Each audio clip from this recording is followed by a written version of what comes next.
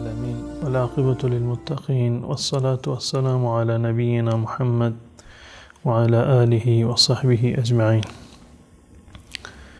بینندگان عزیز و ارجمند، السلام علیکم و رحمت الله و برکاته. این برنامه و کتاب مدارج السالکین تألیف علامه ابن قیم جوزیه رحمت الله علیه شرحی هست بر کتاب منازل السائرین و رساله صد میدان شیخ الاسلام خواجه عبدالله انصاری رحمت الله علیه. ما در این برنامه انشاءالله سعی خواهیم کرد گوشه هایی رو از این شرح را و کلام علامه ابن قیم رحمت الله علیه را که در توضیح گفتار شیخ الاسلام خواجه عبدالله انصاری هست، گوشه هایی از این شرح را و این کلام را خدمت شما انشاءالله ارائه کنم. در این کتاب خواجه عبدالله انصاری رحمت الله علیه میادین و منازل و مرحله های سیر و سلوک الی الله را شرح داده و ذکر کرده هر مرحله ای را بعد از مرحله دیگر برای رسیدن به الله متعال، برای نائل شدن به رضایت و رضوان الهی و سعادت دنیا و آخرت، چه مراحلی را و چه منازلی را انسان عابد و سالک باید پشت سر خودش بگذارد. و شیخ الاسلام علامه ابن قیم رحمت الله علیه آمده و این کلام و گفتار خواجه عبدالله انصاری رحمت الله علیه را شرح داده. انسان معمولاً و اساساً در خواب غفلت هست. پیش از آن که داعی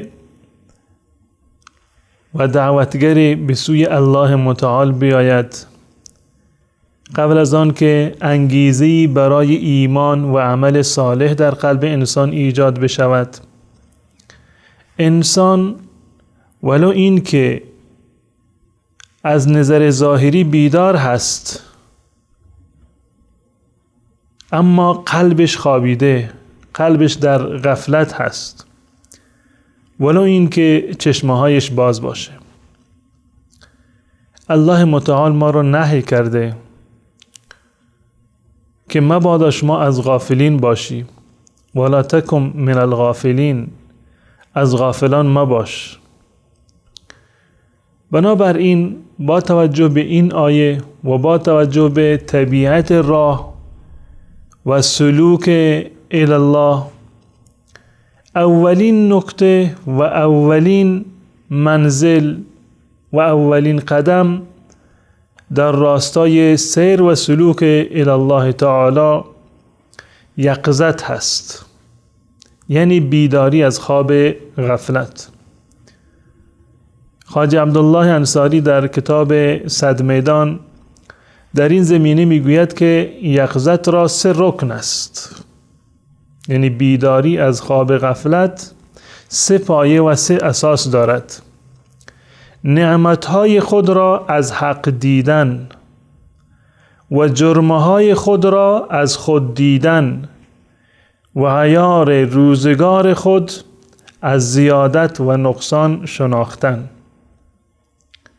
این 3 اصل هست و 3 رکن هست که در این زمینه خواجه عبدالله انصاری ذکر کرده و علامه ابن قیم رحمت الله علیه در بخش یقظت و بیداری از خواب غفلت که آن را نخستین مرحله و اولین منزل از منازل سیر و سلوک الی الله قرار داده، این کلام شیخ الاسلام انصاری را شرح داده.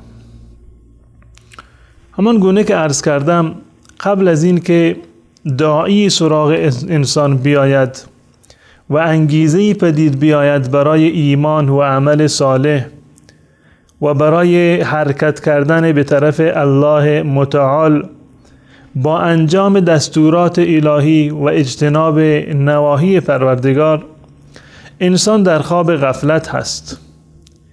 قلب انسان خوابیده، غافل هست، احساس نمی کند. با این که چشمهایش باز هست، می بیند، اما بصیرتش خاموش هست و چشم بصیرتش بسته هست. پس بنابراین اولین قدم بیداری از خواب غفلت هست و برخاستن از ورطه خاموشی و خمودگی. همان گونه که الله متعال می فرماید: قل انما اعظكم بواحده ان تقوموا لله مثنى و فرادا. این قومه و برخاستن که الله متعال از ما خواسته، برخاستن از خواب غفلت هست، بیدار شدن از خواب غفلت و رهانیدن خود از ورطه خاموشی و خمودگی. اولین قدم و اولین جرقه‌ای که در راستای بیداری انسان باید به آن متوجه باشد و اولین قدمی هست که انسان در این مسیر برمی‌دارد، به گفته پیر هرات این هست که نعمتهای خود را از حق دیدن.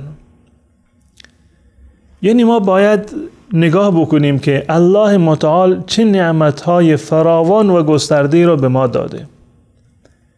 بشناسیم نعمتهای الله متعال را، کثرت و توفر این نعمتها را که چه اندازه نعمتهای زیادی هست. و ان تعدوا نعمت الله لا تحصوها. اگر بخواهید نعمتهای الهی را بر خودتان بشمارید، نمیتوانید. توان چنین کاری را ندارید. نعمتهای الله متعال چنان گسترده و پهناور هست و چنان زیاد هست که من و شما توان شمارش و برشمردن آنها را نداریم. وقتی که انسان این همه نعمت را در ذهنش مرور بکند، وقتی که انسان شناخت و معرفتی به نعمتهای الله متعال را داشته باشد، خود به خود متوجه می شود که در شکر نعمت و در انجام وظیفه در مقابل نعمتها و احسانهای الله متعال کوتاهی کرده.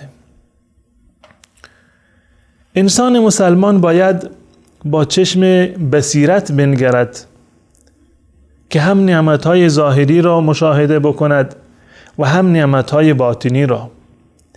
نعمتهایی را که الله متعال بدون آن که ما خواسته باشیم و طلب کرده باشیم و یا این که استحقاق آن را داشته باشیم و یا با بها و قیمت آن را برای خودمان طلب کرده باشیم، این لطف و رحمت الله متعال هست که این نعمتها را به من و شما عنایت کرده.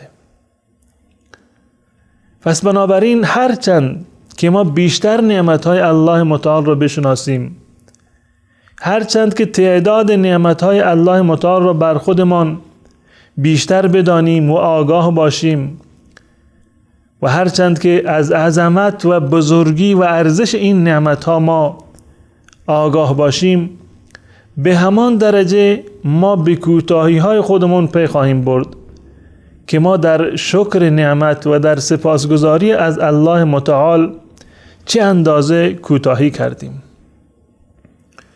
این نگرش به نعمت و شناخت نعمت‌های پروردگار در کنار احساس کوتاهی و احساس عدم شکر نعمت و یا احیانا کفران نعمت، این دو مطلب دو نوع عبودیت و بندگی با ارزش را برای ما به ارمغان دارد. حاصل این معرفت و نتیجه این شناخت نعمت و شناخت کمکاری ما و عدم تشکر و سپاسگزاری ما از الله متعال منجر به این می شود که دو نوع عظیم و با ارزش بندگی و عبودیت در ما ایجاد بشود. اولی محبت منعم هست، محبت کسی که این همه انعام کرده به من و شما، این همه احسان کرده، محبت پروردگاری که این همه نعمتهای گسترده و بسیار زیاد را به من و شما عنایت کرده.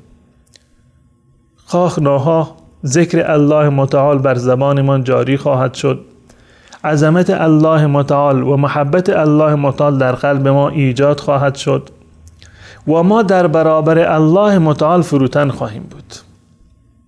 این یک نوع عبادت. و نوع دیگر احساس حقارت و عجز هست در مقابل نعمتهای الله متعال که من نتوانستم که شکرگزار نعمتهای الله متعال باشم. این فضل الهی هست بر من و منت الله متعال هست بر من. این همه نعمت به من داده اما من در مقابل نتوانستم که شکرگزار نعمتهای الله متعال باشم. و این احساس انسان را به فروتنی و خشوع در مقابل الله متعال و عدم تکبر و تجبر وامی دارد. آنگاه هست وقتی که انسان به این نقطه می رسد، یعنی از یک طرف نعمتهای پروردگار را می بیند و از طرف دیگر کوتاهی خود را مشاهده می کند و محبت الله متعال در قلبش ایجاد می شود و خودش احساس شرم و حیا می کند از الله متعال. با این وجود و با این احساس واقعا ما می توانیم معنی دعایی رو که رسول الله صلی الله علیه وسلم فرمودن درک بکنیم و آن را احساس بکنیم. در دعایی که شداد ابن اوس رضی الله تعالی عنه نقل کرده از رسول الله صلی الله علیه وسلم، ایشان در این دعا یک جمله بسیار زیبایی را دارند. این دعا معروف هست به دعای سید الاستغفار، یعنی برترین و بالاترین درجه استغفار، بهترین عذرخواهی از الله متعال. در این دعا این گونه هست اومده: ابوء لك بنعمتك علی و ابوء بذنبی فاغفر لی فانه لا یغفر الذنوب الا انت. الله اکبر. اعتراف به نعمتهای الله متعال، شناخت نعمت. ابوء لك بنعمتك علی، پروردگارا من معترفم به نعمتهای زیادی که بر من داری.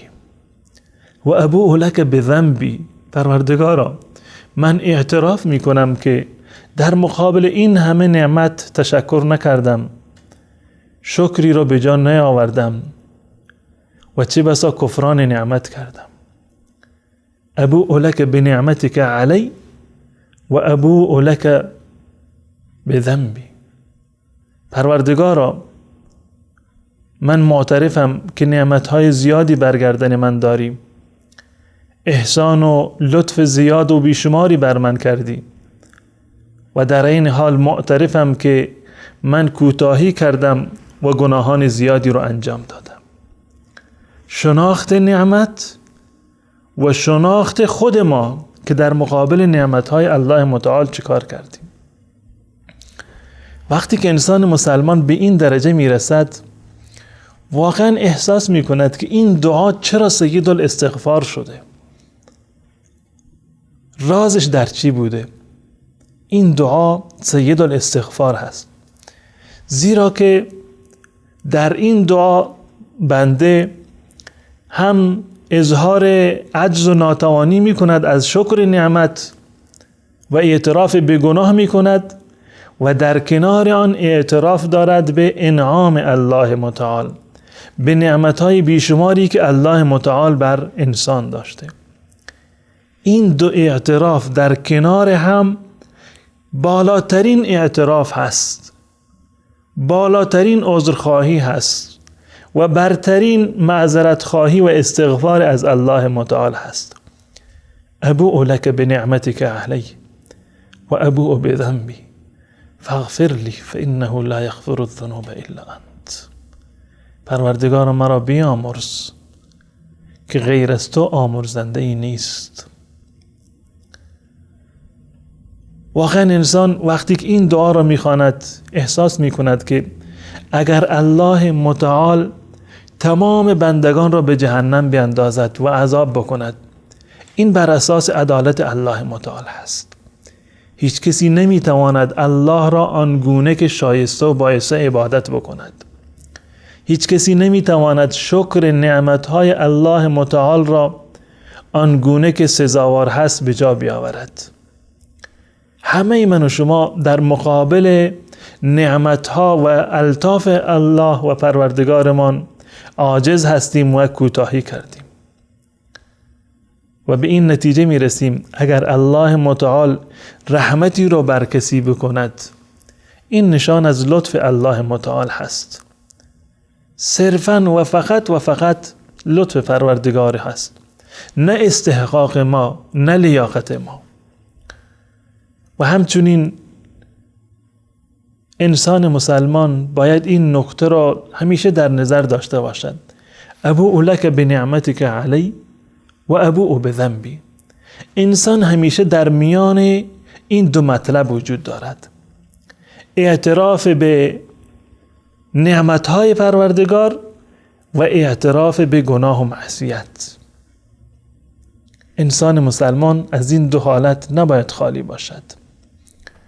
نعمتهای پروردگارش بر خودش، نعمتهایی رو که الله متعال به من و شما عنایت فرموده، اینها رو باید در خاطر داشته باشیم و در کنار این سعی بکنیم که تشکر بکنیم از پروردگارمان و شکرگزار نعمتهای الله متعال باشیم.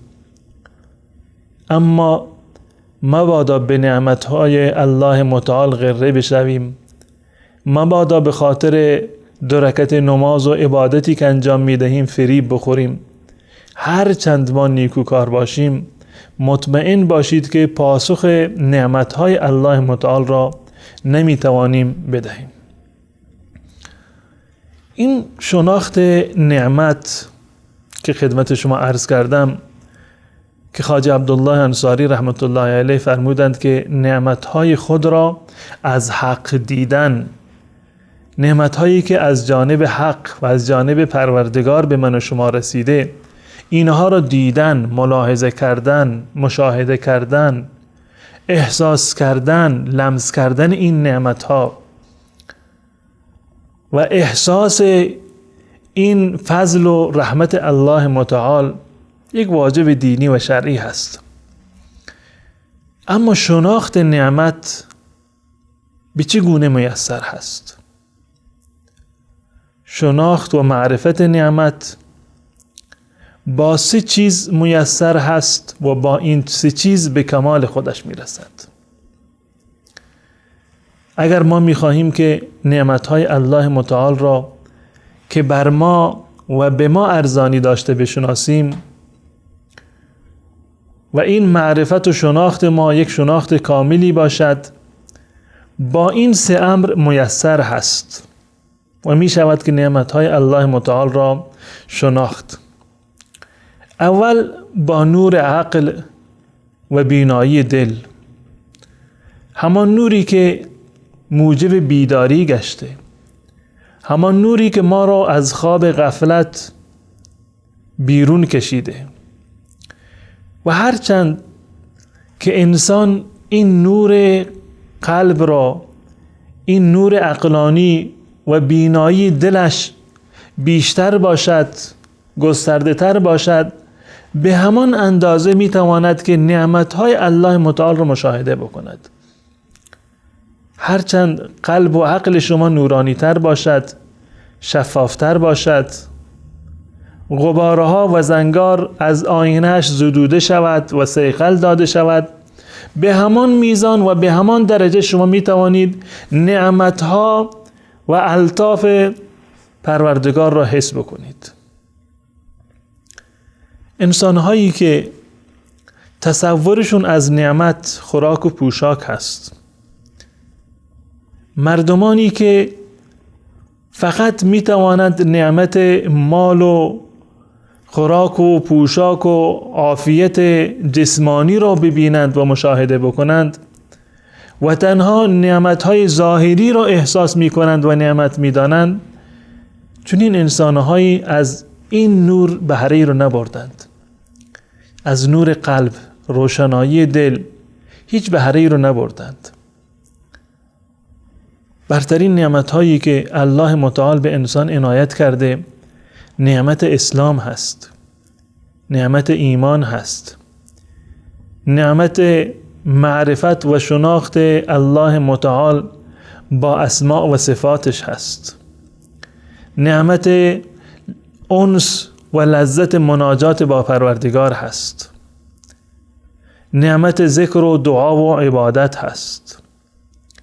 این نعمتها را فقط می شود با نور عقل و توفیق و هدایت الهی درک کرد.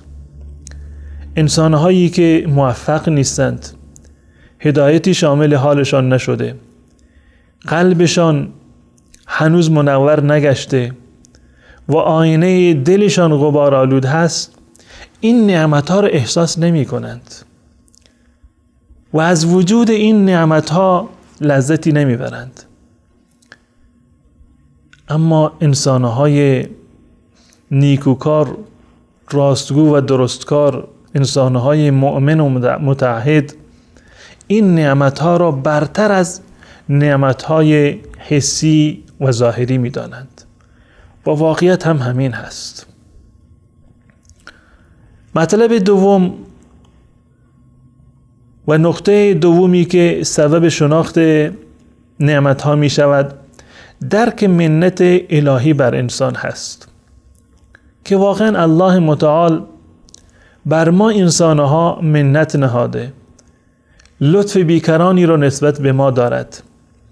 شناخت رحمت الله متعال که الله متعال ارحم الراحمین هست و رحمت الله متعال بسیار گسترده هست، تمامی انسانها را، اعم از مؤمن و کافر را و تمام حیوانات و موجودات را در بر گرفته. شناخت این نکته به ما کمک می کند که نعمتهای الله متعال را بهتر و بیشتر بشناسیم.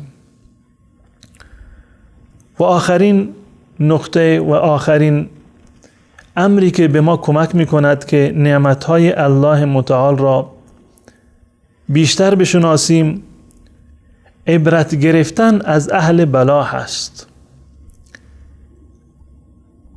درس گرفتن از کسانی هست که مبتلا هستند. الله متعال آنها را مبتلا کرده، اهل بلا هستند.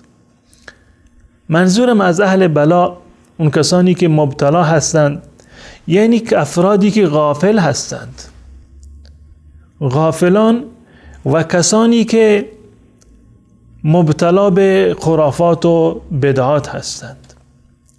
وقتی که شما در یک جامعه‌ای می‌بینید که انسان‌های غافلی وجود دارند، از الله متعال دورند، از ذکر و عبادت پروردگار، از شناخت و معرفت پروردگار هیچ بویی رو نبردند و هیچ سهمی رو ندارند، نعمتی رو که الله متعال بر تو عنایت کرده میتوانی احساس بکنیم.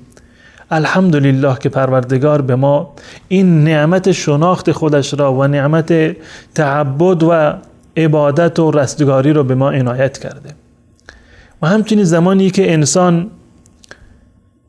انسانهای گرفتار در خرافات و بدعات را می‌بیند که چه اندازه در این زمینه غوطه‌ور شدند، در این منجلاب غرق شدند، این احساس راحتی و آرامشی را که ما داریم و این اسلام ساده و بی آلایشی را که الله متعال نصیب ما کرده، ارزش این نعمت را خواهیم شناخت. هرچند انسان دچار غفلت بشود یا دچار بدعات و خرافات بشود، صفای اسلام و آرامش روحی روانی از اون گرفته می شود. مشاهده کردن این انسانهای غافل و انسانهای مبتدع و خرافی این سبب می شود که ما نعمت پروردگار را بر خودمان بشناسیم که الحمدلله ما اهل سنت و جماعت و پیرو رسول الله صلی الله علیه و سلم هستیم. و جالب هست یک چیزی که در روز قیامت نعمت بهشت را ارزشش را بالاتر می برد و انسانهای مسلمان و بهشتیان بیشتر احساس می کنند این نعمت را، مشاهده کردن و دیدن اهل جهنم هست. وقتی که جهنمیان را می بینند و بعد از آن خودشان را می نگرند، می دانند که واقعا ما در چه نعمتی هستیم. و این گونه هم هست وقتی که انسان اهل خرافات و بدعات را و غافلان را می بیند، احساس می کند که الله متعال چه نعمت عظیمی را عاید حال ما و نصیب ما گردانیده. پس بنابراین باید این نعمتهای الله متعال را شکر بکنیم و اولین بارقه و اولین جرقه یقظت و بیداری از خواب غفلت شناخت نعمتهای الله متعال هست، نعمتهای خود را از حق دیدن. تا برنامه دیگر که به ادامه مطالب میپردازم، شما رو به الله متعال می سپارم. السلام علیکم و رحمت الله و برکاته.